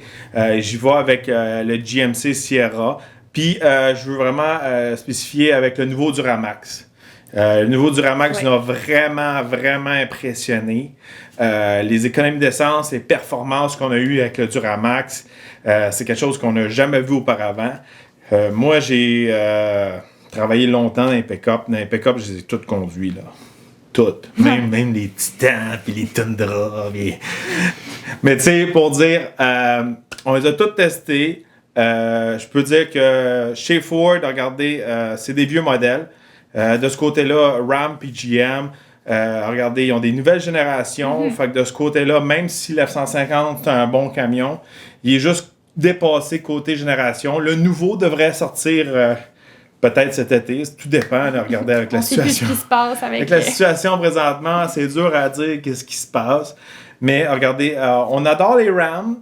Ils ont de la belle gueule. L'intérieur, c'est le plus beau du marché selon nous. Hein? Toi aussi, tu trouves beau? Oui, avec Ram, quand ils font à l'intérieur, comme je le dis, c'est vraiment les plus beaux. Puis ils vont pas à moitié. Là. Quand ils mettent un style, c'est partout, on le reconnaît. Leur écran multimédia est vraiment gros, c'est super facile, rapide, tout facile à comprendre. Par contre, tu sais, peut-être un peu moins pour travailler, le pourquoi du comment que on est allé plus vers la T4. Là. Regardez, moi, transition, moteur, tout ça, c'est important pour moi. Puis je trouve que chez Ram, c'est leur lacune. Il y a encore une vieille transmission, vieux moteur. J'ai besoin d'un petit peu plus de technologie. Je trouve que côté moteur, transmission, Ford puis GM sont en avant de chez Ram. Fait que pour moi, pour que le Ram soit vraiment égal aux autres, même si le style est beau, l'intérieur, tout ça, c'est juste qu'il manque un moteur avec un petit peu plus de cœur, une meilleure transmission. Regardez, chez Ford puis chez GM, ils utilisent la même 10 vitesses. Puis je trouve que c'est une transition qui va très bien. Fait que de ce côté-là, coup de cœur, sans compter mon camion, regardez, c'est vraiment le Duramax. Duramax 1500 chez GMC. Ça a été vraiment notre coup de cœur. Puis même là, on l'a recommandé à plusieurs gens. On l'a comparé contre l'Eco-Diesel. Même là, on voyait qu'il y avait une grosse différence. Fait que de ce côté-là, c'est vraiment un nouveau moteur, une nouvelle génération qui vient vraiment performer. Autant plaisir de conduire que l'économie d'essence pour travailler. Pour moi, regardez, je vais être franc avec vous, même je considérerais changer mon V8 6.2 litres pour le diesel si je ferais beaucoup de millage. Fait, maintenant, on va passer aux big boys, les gros camions, les 2500, 3500. De ce côté-là, regardez, on a testé le Ram, on a testé le Chevrolet, le GMC. Il nous en manquait juste un à tester. Malheureusement, on était supposé le tester là 2 semaines, 3 semaines environ. On était supposé avoir le Ford Super Duty de nouvelle génération. Quand je parle de Super Duty, c'est pas que j'ai jamais conduit de Super Duty, c'est juste que en 2020, il y a eu beaucoup de changements, je pourrais dire, côté moteur, tout ça, surtout dans le moteur Power Stroke. Fait que c'est vraiment de ce côté-là qu'on voulait l'essayer. Encore une fois, même si je sais qu'ils ont fait des changements dans le moteur, tout ça, côté intérieur puis look, c'est encore la vieille génération chez Ford. Fait que même si on n'a pas testé le 2020, regardez, on a déjà conduit des 2018, 2019, etc. De ce côté-là, encore une fois, on va y aller avec les produits GM. On a pu faire des tests assez exceptionnels, je pourrais dire. On est allé en Oregon. Oui. J'étais allé au Wisconsin. On l'a testé, moteur à gaz, moteur diesel, dans les côtes, tout ça. Pour moi, regardez, la nouvelle transition Allison 10 vitesses avec le Duramax, très dur à battre, surtout quand on tire avec. De ce côté-là, regardez, pour moi, même si on le compare avec le Ram il allait bien. Je trouvais que le moteur avait pas autant de souffle que le Duramax, mais c'était la transmission. Regardez, chez Ram, on utilise encore une 6 vitesses. Fait que de ce côté-là, pour les gros camions, c'est sûr et certain, pour moi, je vais passer avec le GM. Puis regardez, j'ai un coup de cœur encore une fois pour le AT4 quand on l'a dévoilé au Stampede à Calgary. C'est la première fois où on dévoilait le véhicule au Canada. Puis j'étais vraiment là pour le voir en personne. Puis AT4 2500, Duramax noir sur noir. Il était très très beau. Puis c'est vraiment le nombre de tests qu'on a pu effectuer avec ces camions-là. On était dans les montagnes, on a pu essayer beaucoup de choses. 35 000 livres avec toute la super grosse enclume et tout. Là. C'était vraiment impressionnant, tous les tests qu'on a faits. Puis même en dehors de nos essais, juste personnellement, écoutez, on a fait beaucoup de recherches sur tout ce qui est camion parce que justement, Jules devait changer son camion. Fait que, écoutez, c'était du matin au soir, qu'est-ce que tu penses de ça? Sortir des statistiques, aller essayer ça, parler à telle personne. Puis on a vraiment fait des recherches poussées. Puis de tout ce qu'on a essayé, c'est ce camion-là qui a ressorti le meilleur. Là. Un autre coup de cœur, je pourrais dire que j'ai aimé dans cette catégorie de camions-là. Puis des fois, on l'oublie un peu. Quand j'étais avec Ram, on est allé en Colombie-Britannique, à Whistler. Puis on est allé faire du hors-route en montagne, vraiment dans le coin de Whistler. Puis j'ai eu la chance de conduire le Ram Power Wagon. Puis vraiment de ce côté-là, Ram font un produit qui n'a pas vraiment de compétition. Vous pouvez bloquer les différentiels en avant, en arrière, déconnecter la sway bar, il y a un winch, tout le kit.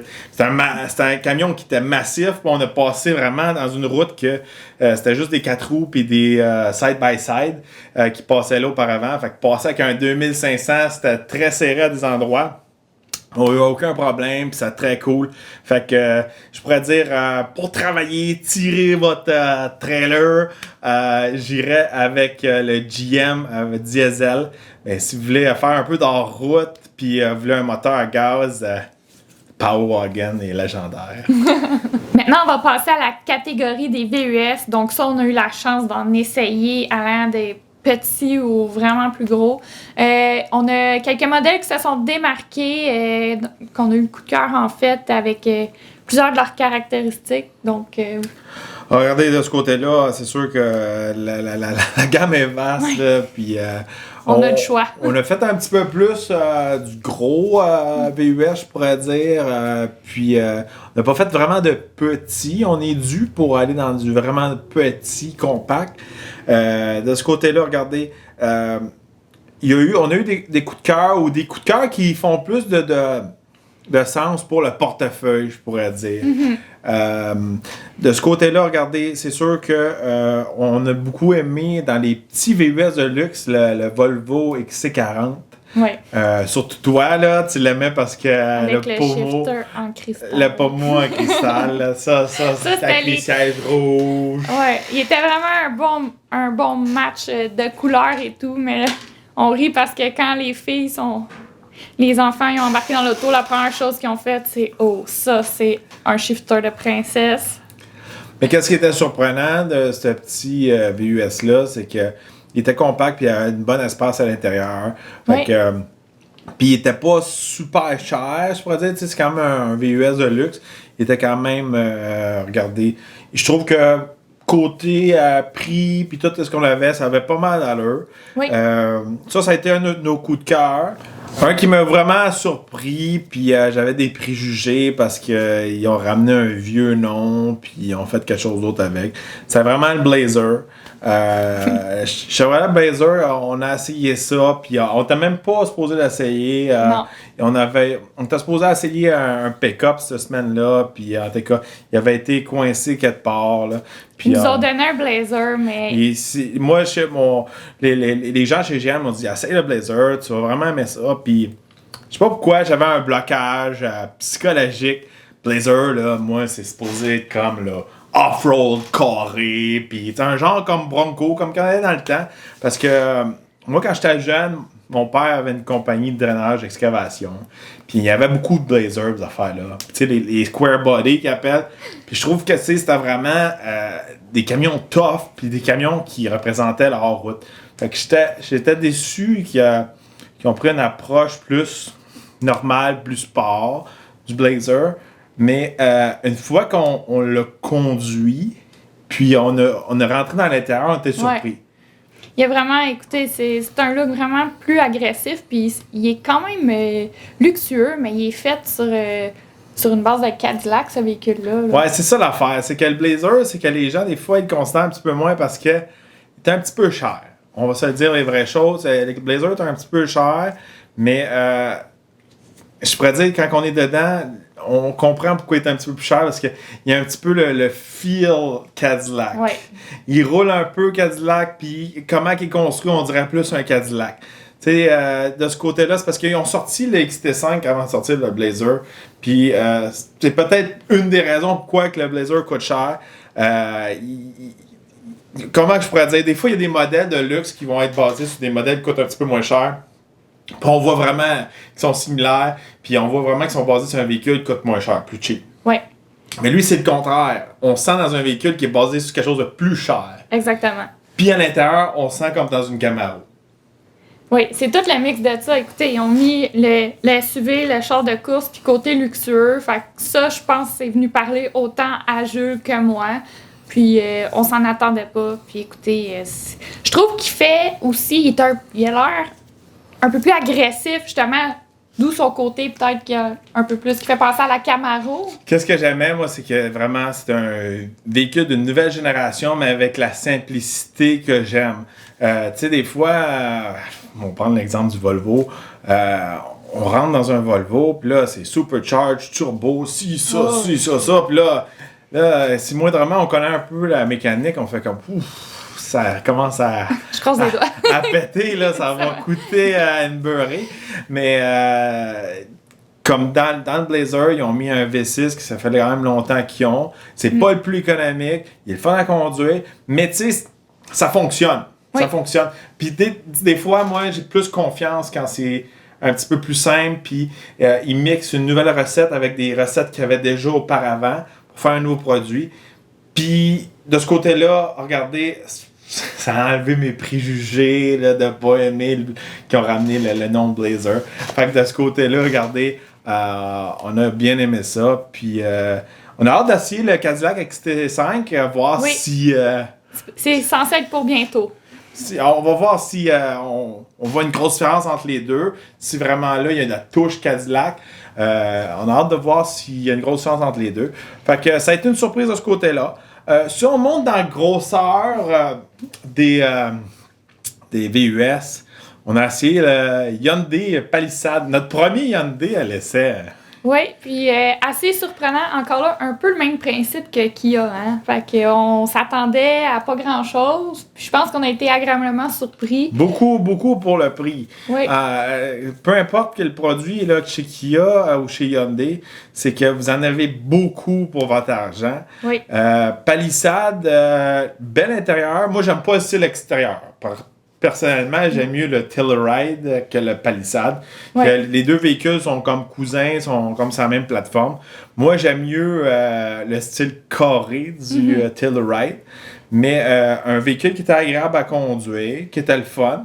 Fait que, tu sais, quelqu'un qui nous dit « Ah, moi, je vais m'acheter un Palisade ou un Telluride », je pense que c'est un bon achat, puis vous allez en avoir pour votre argent. Oui, puis il y a beaucoup. Moi, qu'est-ce qui m'a vraiment surpris aussi, là, c'est toutes les aides à la conduite qu'il y avait dans le véhicule. Là. Autant, écoutez, on met notre clignotant pour tourner, mais dans le tableau de bord, on voit le côté du véhicule tout le long, fait que on peut pas accrocher le Mac du véhicule.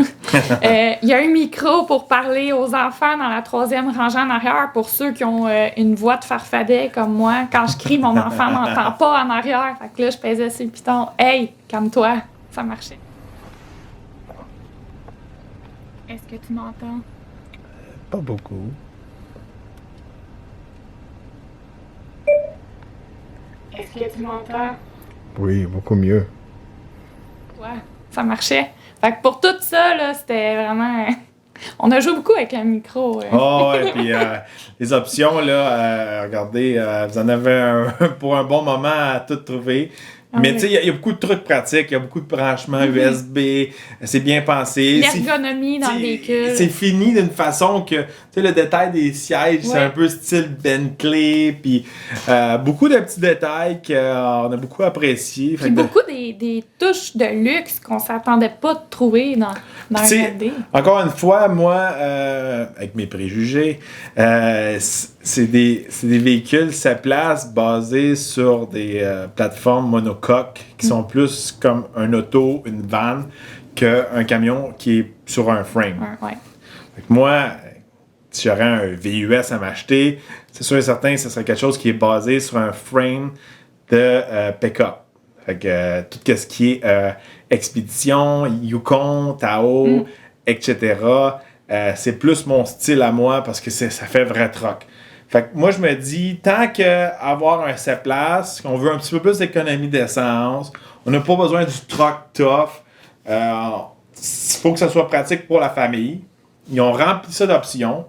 Puis les ventes sont un peu à mode. Mais on va se dire, là, une affaire, quand on teste ça, c'est parce que, tu sais, surtout notre génération à nous, on a tous, à un moment donné, eu l'expérience d'avoir une van ou nos parents avaient une van ou quelque chose. On va se dire avec la famille, ces véhicules-là, à cause qu'ils n'ont pas des portes coulissantes, c'est moins pratique. Oui, ça c'est certain. Avec la van, ils venaient régler ce problème-là, mais quand ton enfant de 5-6 ans veut fermer la porte, elle est longue. Oui, c'est ça. Fait que, tu sais, souvent, on voit des problèmes comme ça. Souvent aussi, il y a beaucoup de VUS sur le marché, je trouve qu'ils font dire « Ah, on est 6-7 passagers », mais la dernière rangée, c'est faite... Pour un farfadet. C'est fait pour un enfant, là, regardez. Tu sais, pour moi, tant qu'avoir un 7 passagers, il faut qu'il y ait 7 adultes qui rentrent dedans. Mais c'est sûr et certain que pour beaucoup de gens aussi, des fois, c'est pour dépanner. Fait que de ce côté-là, c'est pratique. Mais en gros, regardez, on n'a pas essayé le Telluride, mais on sait que c'est très semblable au Palisade. Fait que dans cette section-là, je pourrais dire... c'est quoi? VUS, 7 passagers en bas de 55-60 000 Palisade, Telluride, pas mal à nos préférés. Si on passe dans les big boys. Les gros SUV. Les big boys. Regardez, au moment où on vous parle, c'est sûr certain qu'il y a des nouveaux VUS qui vont sortir. Dans ce gros taille-là, regardez, Ford Expedition domine. Ouais. La même chose côté luxe. Lincoln Navigator, on a passé beaucoup de temps avec les deux véhicules. Surtout Lincoln Navigator, on a fait un petit voyage de famille là plus d'1 an. On a parti d'ici dans le coin de l'Estrie jusqu'à Nashville, puis on a descendu jusqu'à Miami. Un long road trip.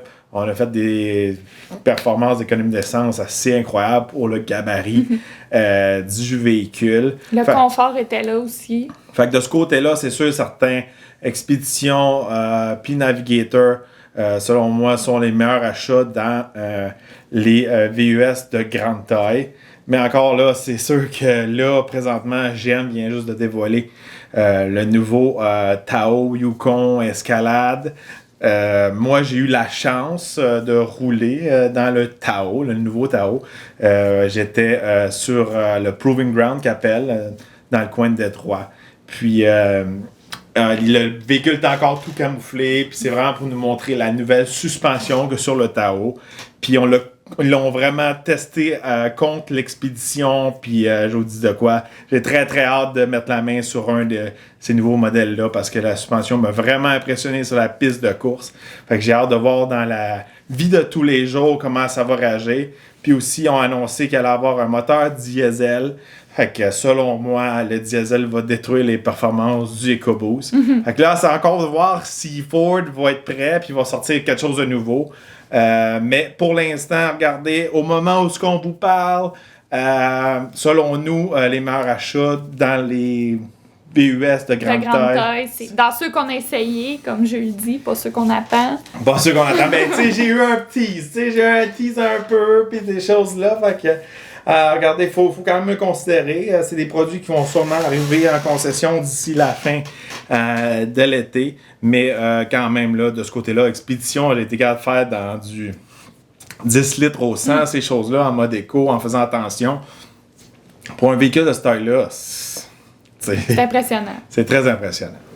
Bon, on passe aux voitures sport. Vous allez deviner laquelle nous a marqué, je crois. Ben, c'était un petit peu un cadeau qu'on a reçu de la part de chez Dodge pour ma fête. La semaine de ma fête, ils m'ont envoyé un Challenger SRT Hellcat Red Eye, un véhicule que j'attendais depuis longtemps. Ça nous a pas déçus. C'est sûr que le prix va avec. Mais regardez, moi qui est un ancien propriétaire de Mustang, qui est un petit peu vendu Mustang, impressionné avec le Challenger. C'est peut-être moi qui vieillis puis grossis, mais j'aime la façon qu'on est assis dans un Challenger. J'aime la façon qu'il porte. J'aime la valise qui est pratique.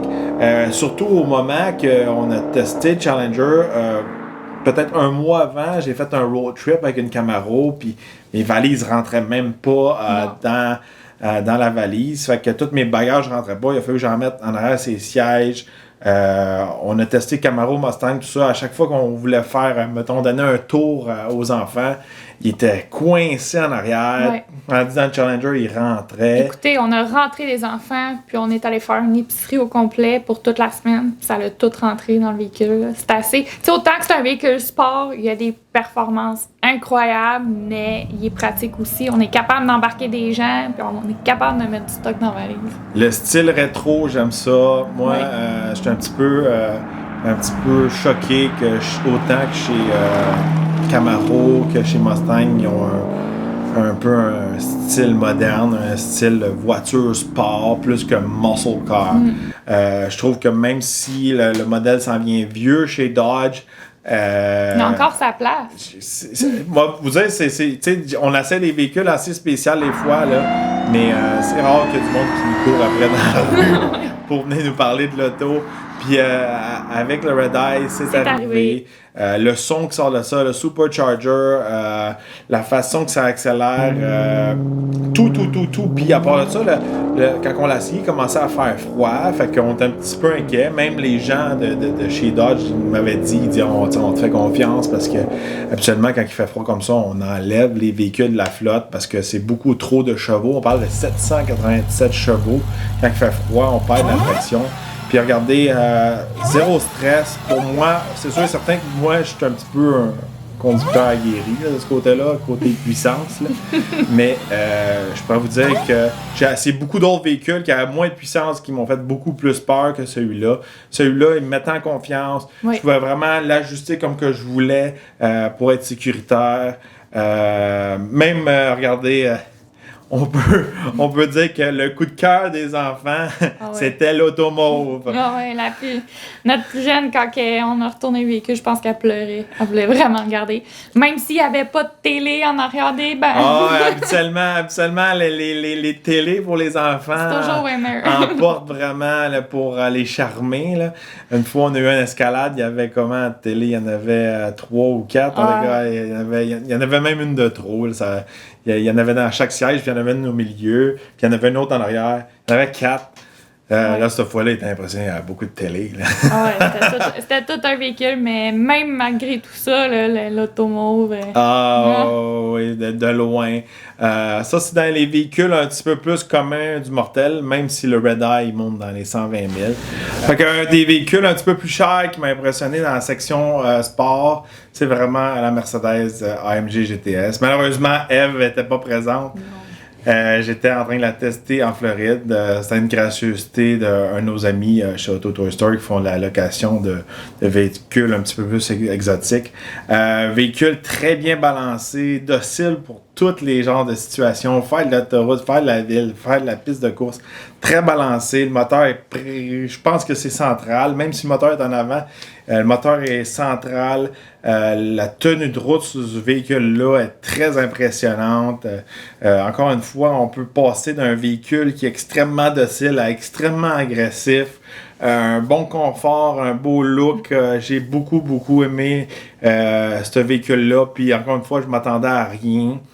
Que je m'attendais plus à une espèce de grand coupé Mercedes, mais c'est vraiment une voiture sport. Puis souvent on l'oublie, la AMG GTS, puis de ce côté-là, à me donner un coup de cœur. Oh. Bon, dernière section et non la moindre, une section qu'on fait un petit peu moins souvent, parce qu'on pas nécessairement parce qu'on a moins d'expérience. C'est juste que c'est une section... Qui nous arrive un peu de bad luck des fois. Plus ouais, on est un petit peu moins habitué. C'est tout ce qui est hybride, branchable et électrique. Des véhicules qu'on prend un petit peu moins parce nous, on vit plus à la campagne, on est un petit peu moins à la ville. C'est un petit peu plus dur des fois d'accès pour nous brancher tout ça. C'est des véhicules que je connais bien. J'ai rien contre ces véhicules-là. C'est des véhicules que je formais les gens auparavant quand je travaillais pour les manufacturiers. On a lancé beaucoup de modèles hybrides. On a lancé beaucoup de modèles électriques. Je vous compterai pas toutes les choses qu'on a fait pour les brancher parce qu'il y en a qui vont m'arracher la tête. Mais regardez, on n'était pas toujours vert. C'est juste ça que je veux vous dire de ce côté-là. Fait que de ce côté-là, il nous arrive beaucoup de bad luck, des chargeurs qui marchent pas. Jules qui se coupe en essayant de recharger un véhicule. Des breakers qui sautent de notre maison. C'est vraiment...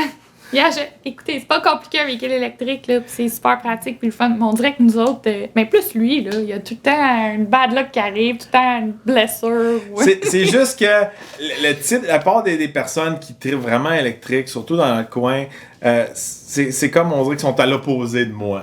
C'est des personnes qui... On dirait que c'est des personnes qui est le jeu. Fait que souvent, moi, je vais être habillé normal, comme que je suis habillé, puis ils vont me voir sortir de l'auto puis la brancher, puis au début, ils sont comme contents. Ah, un autre véhicule électrique comme moi, puis là, ils me voient, il fait comme... c'est pas un real, lui. C'est pas vraiment un gars de char électrique. Et il me regarde tout le temps d'une façon weird. Puis, on dirait que les personnes qui ont des véhicules électriques aiment ça interagir avec d'autres personnes qui branchent leur véhicule. Des fois, moi, regardez, comment je peux dire, une fois quand j'ai branché un de mes véhicules, puis je vois que quelqu'un vraiment avec sa Nissan Leaf là, avait plus de jus, puis il était en train d'attendre tout ça dans le parking dans son auto. Et je trouve ça un peu drôle. C'est pour ça que t'as pas d'amis. Non, mais c'est parce que, regardez, tu sais, des fois, tu sais, souvent, ces personnes-là, regardez, ils vont dire « Ah, ben moi, je pollue pas, puis moi, je branche, puis ci, puis ça. » Mais tu sais, il te le dit pas quand il est en train d'attendre dans le parking parce qu'il a mal calculé son affaire ou il a pas été capable de se brancher. Fait que c'est beaucoup de choses à s'adapter. Comment je pourrais dire? C'était beaucoup plus difficile la première année qu'on testait les véhicules que cette année-là. Puis moi, auparavant, je testais d'autres véhicules. Fait que les autres générations que j'ai déjà conduites auparavant, il n'y avait vraiment pas d'autonomie. Là. C'était vraiment pas pratique. Là. C'était vraiment pour faire un statement. Là, je conduis électrique. Là, on s'en vient avec des véhicules qui ont plus d'allure. Ils rechargent plus vite. Ils ont plus d'autonomie. Mais regardez, du côté électrique, il y a quelque chose qui est en train de se changer de ce côté-là que j'apprécie. Moi, qu'est-ce que j'aime pas des véhicules électriques? C'est pas parce que c'est une batterie, pas parce qu'il faut la brancher. J'ai rien contre le pouvoir d'un moteur électrique. Je trouve ça super cool. C'est beaucoup de torque. On est torque, nous autres. Hein? Mais de ce côté-là, c'est vraiment le style, l'attitude du véhicule. Ouais. quand on rentre dans un véhicule électrique, le look puis l'intérieur, pour moi, souvent, ça me parle pas. Toi, ça te parle-tu, Eve? Tu sais, quand tu rentres là, dans le véhicule, c'est tout différent, puis c'est tout comme... Moi, c'est les feuilles, puis les soleils, puis les arcs-en-ciel pour dire que tu conduis à la bonne vitesse, que c'est vert et tout. Là, ça peut être pratique, mais on dirait c'est en changement. C'est en train de s'adapter pour être vraiment pratique partout. Nous, comme je le dis, on n'est pas en ville. Il n'y a pas des chargeurs partout. Des fois, il faut attendre. Des fois, c'est compliqué. Fait que pour ça, c'est un irritant pour nous.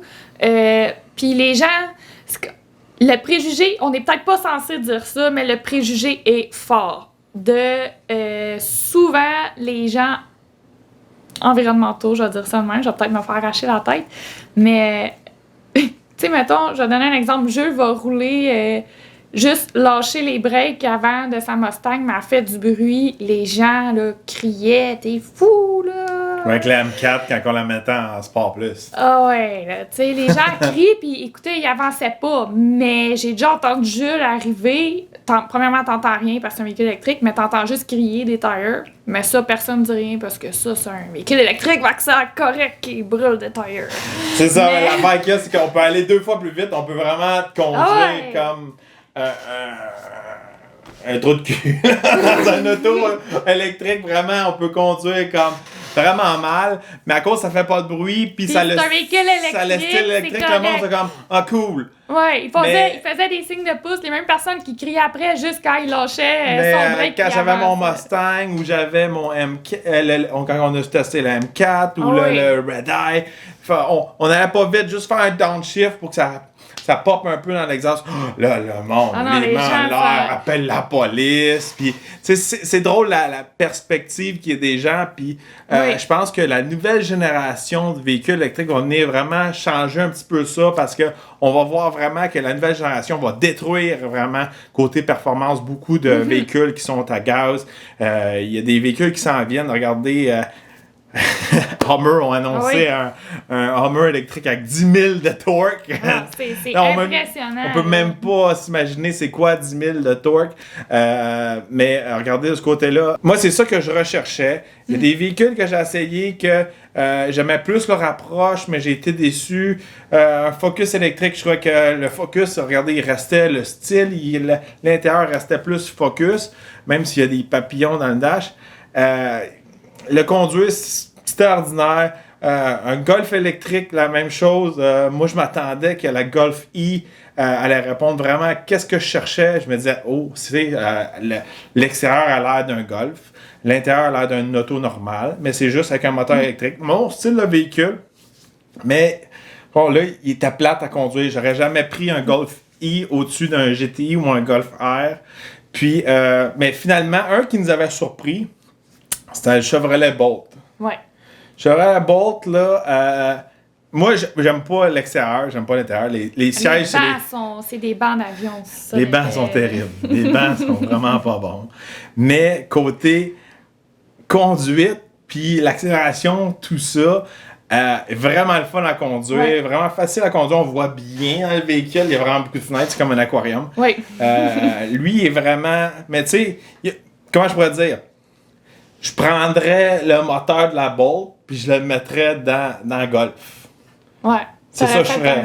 Mais là, on s'entend, c'est en ajustement, là, parce que là, tu sais, soit il y a des véhicules hybrides, mais qui n'ont pas assez d'autonomie, mais là, qu'est-ce qui s'en vient? Écoutez, la Mach-E, on va essayer à un moment donné, c'est sûr, d'en essayer une et tout. Tu sais, là, c'est des véhicules vraiment cool, électriques, qui vont sortir, qui se sont ajustés, ils ont beaucoup plus de performance, Puis ils vont venir détruire les préjugés, là. Regardez, là, Hummer qui fait un Hummer électrique. Y avait-tu un véhicule qui était le plus associé à la pollution? Puis là, ils viennent faire un peu la grimace à tous les gens d'une mentalité plus de véhicules électriques, mettons, que je peux dire. Fait que c'est un statement, puis les performances vont être là. Tu sais, ils vont s'améliorer, là. Aussi, regardez, on attend que Tesla sorte la Roadster et qu'est-ce que j'ai vu comme rumeur dernièrement, c'est que même les performances qui affichaient, qui étaient un petit peu hors du commun, je pourrais dire presque incroyables, surtout pour le prix, ils disent que même là, Elon Musk a comme dit que ça allait être encore mieux que ça. Je pense de ce côté-là, on va être assez impressionnés.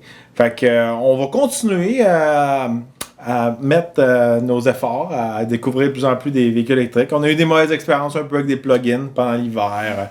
On n'avait pas vraiment de... Hey, dans la même journée, en 3 jours, premièrement, il arrive, il veut le brancher, il se blesse. Là, ensuite, il le branche, le chargeur marche pas. Change un autre chargeur, branche à la maison, saute les breakers. On réussit à arranger le breaker, il s'en va 3 jours, ça n'a pas chargé. Le breaker a ressauté après l'avoir rebranché ailleurs. En tout cas, ouais, on peut pas brancher deux hybrides branchables. Il faudrait qu'on modifie nos breakers, tout ça. C'est toutes des choses qu'il faut...